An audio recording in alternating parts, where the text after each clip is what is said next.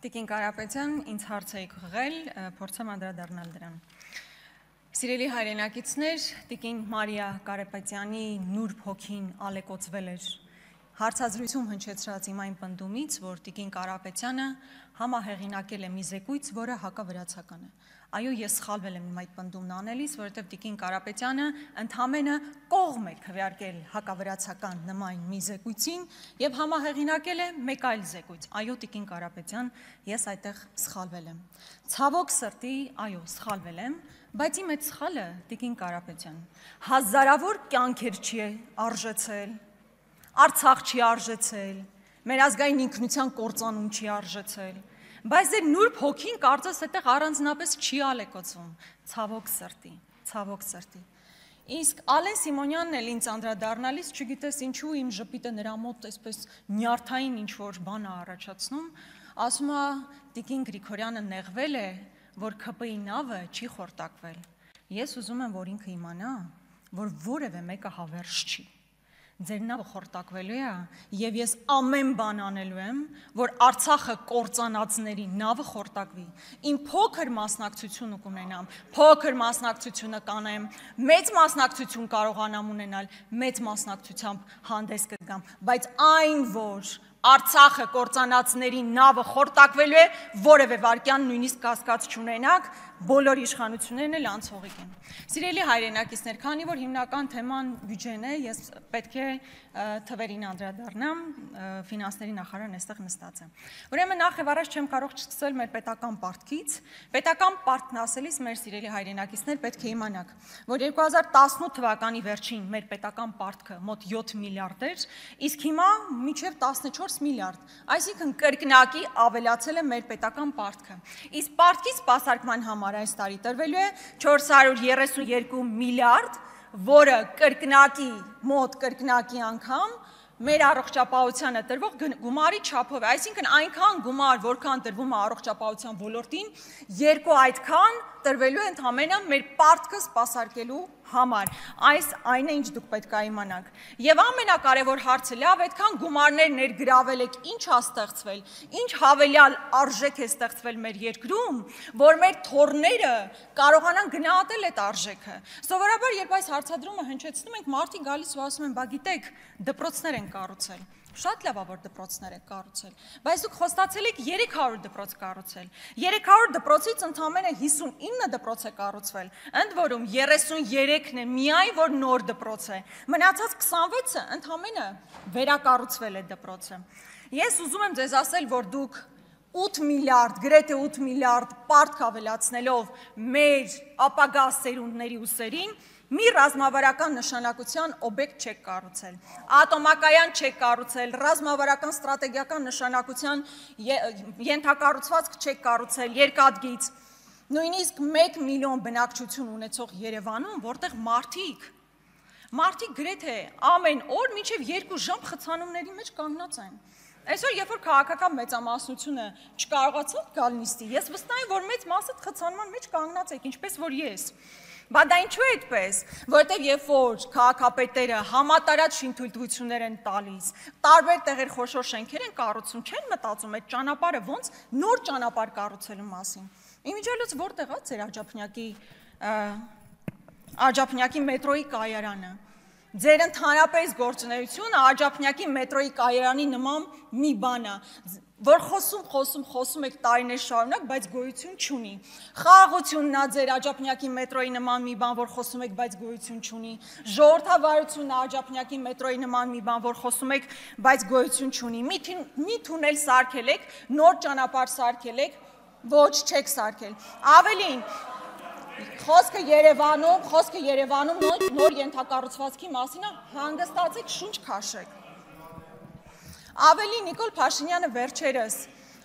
հեծանիվով գնալիս, երբ իր համար հատուկ չէին փակել փողոցները, նոր զգացել է, որ մեր հայրենակիցները խցանման մեջ են հայտնում։ Պատկերացնում եք, մարդ ժամանակին կարմիր լույսի տակ կանգնելը մեծ հերոսություն էր ներկայացնում, ասում եք, տեսեք,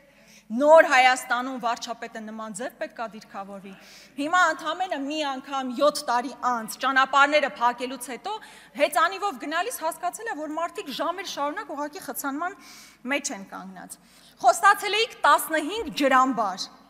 Ձեզ ասեմ, քանի ջրամբար եք կառուցել, 0 ջրամբար եք կառուցել։ Միակ կառուցված ջրամբարը Վեդի ջրամբարն է, այլ 16 թվականի ծրագիրը սկսել է կառուցվել, միայն 0 օրոք ավարտվել է, այսինքն 15 ջրամբարից 0 ջրամբար։ Վերջերս Կապսի ջրամբարում էի, եւ այնտեղ նույնիսկ տախտակի վրա նշված է, որ ավարտը ես խնդրում եմ ապահովել լռություն դահլիճում։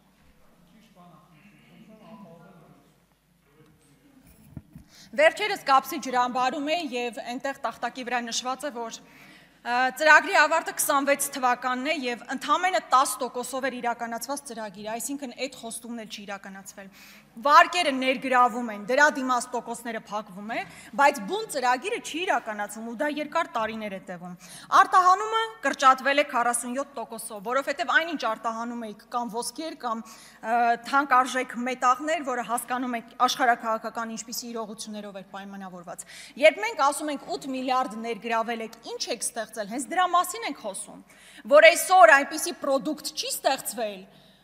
որ ոսկին մնացած արտահանումները հանես, պրոդուկտ լինի արտահանման համար։ Առավոտից երեկո, երբ որ խոսում եք ապաշրջափակման մասին, հենց այն ասում, շատ լավ կլինի, որ ապաշրջափակվի, բայց նաև այդքան պարտք ներգրավելու ֆոնին պրոդուկտ պետք է ստեղծվեր, որ ապագայում արտահանվի։ Ես ուզում եմ նաև թոշակներին անդրադառնալ։ Այս իշխանությունը խոստանում էր, որ մեր թոշակառուների գումարը պետք է լինի հավասար սպառողական զամբյուղի, որը մոտ 78,000 դրամ է։ Սիրելի հայրենակիցներ, բնականաբար այդ խոստումը եւս ի կատար չի ածվել։ Միջին թոշակը մինչև 49,000 է, նվազագույնը 36,500, եւ սա այն պարագայում, երբ կրկնում եմ, այդքան գումար ներգրավել է, բայց տնտեսական այնպիսի էֆեկտ չկա, որպիսի թոշակները բարձրանան։ Բայց միևնույն ժամանակ ԿՊԵ-ականների թոշակառու ծնողներն աննախադեպ հաջողություններ են հասել։ Հասարակ քաղաքացին, հասարակ մեր թոշակառուն այնքան թոշակ չի ստանում, որպեսզի սպառողական զամբյուղին համարժեք կարողանա ապրի, բայց ԿՊԵ-ականների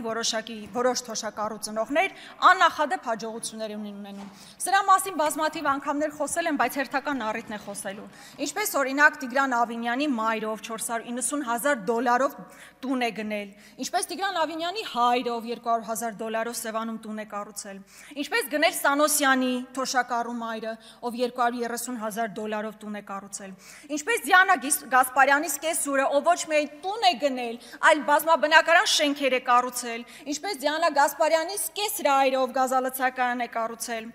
Եվ այսպես շարունակ, ես կարող եմ շատ երկար շարունակել, իմիջիայլոց առաջիկայում նման տարբեր ձեռքբերումների մասին ես կխոսեմ։ Իրականում օտարերկրյա կապիտալը փախնում է մեր երկրից։ Ներդրումների զուտ ներհոսքը նվազել է $155 միլիոն։ Իրականում ով պիտի գա մեր երկրում ներդրում անի, երբ օրը ցերեկով բիզնես են խլում, երբ հայտարարվում է, որ հարկատուն հերոս է, բայց այդ կարգախոսի ներքո կեղեքում են մեր հայրենակիցներին, հարկային տերոր է իրականացվում։ Եվ ձեզ համար հարկատուն ոչ թե հերոս է, այլ սովորական տուգանքի մատերիալ։ Իսկ եթե այդ հարկատուն մի հատ էլ ընդդիմադիր հայացքներ ա ունենում, առնվազն պոլին պետք է պարկացնել։ Հո բոլոր բիզնեսմենները չեն ձեր սրտի բիզնեսմեն Նարեկ Նալբանդյանի հնարավորություններն ունենում, ով նույնիսկ կալանքի տակ, չգիտեմ ինչ մասն է, Նարեկ Նալբանդյանը նույնիսկ կալանքի տակ գտնվող գույքն է կարողանում ձեռք բերել ու իմիջիայլոց սուպերմարկետների ցանցի ագրեսիվ այնպիսի էքսպանսիա կա, որը խիստ կասկածելի է եւ հստակ փաստեր ունենալու դեպքում ես սրան կանդրադառնամ։ Սիրելի հայրենակիցներ, բայց ամեն ինչ այնքան էլ ողբերգական չի այս իշխանությունների համար, ամեն ինչ այնքան էլ անհույս չի, որոշ ոլորտներում աննախադեպ աճ կա։ Օրինակ խաղադրույքների մասով 18 թվականին 422 միլիարդ խաղադրույք է իրականացվել, 24 թվականին 7.2 տրիլիոն, եւ սա ակնհայտ աճ է եւ որը խորախոսվում է նաեւ այս իշխանությունների կողմից։ Թմրանյութերի շրջանառություն, որտեղ ներգրավված են արդեն նույնիսկ էկոպարեկները, ինչպես պարոն Աղաջանյանը մի անգամ իր ելույթում ասաց, միջին վիճակագրական խնջույքը առանց թմրանյութերի չի անցնում։ Ես ճիշտ է նման միջին վիճակագրական խնջույքներին առանձնապես չեմ մասնակցել, բայց մարդը տեղյակա հայտարարում է եւ Տիկին Սարգսյանն էլ եւ մնացած իրավապահ մարմինների ներկայացուցիչներն էլ փոխանակ ընդդիմադիրներին կալանավորեն, պոլին պարկեցնեն, իրական հանցագործներով պետք է զբաղվեն։ Իմ ժամանակն ավարտվում է, բայց բնականաբար այս 7 տարիները